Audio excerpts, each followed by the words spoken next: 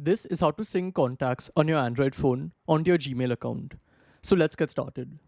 So there are many methods to do this, but one method that always works is using Google Contacts. So this is how the app looks, and most likely it would be pre-installed, but if it isn't, just go to the Play Store and here search for Contacts and then install this app called Google Contacts.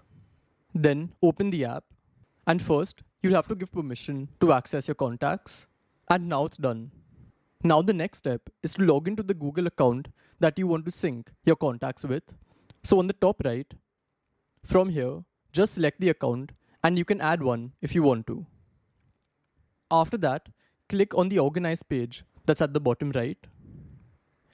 And here click on Google Contacts Sync Settings. So here we have two options and you have to ensure that both are enabled. So click on the first option. And this is the sync with Google Contacts. So ensure this is enabled. Then go back. And the second option is to sync the contacts which are on your device onto your Google account.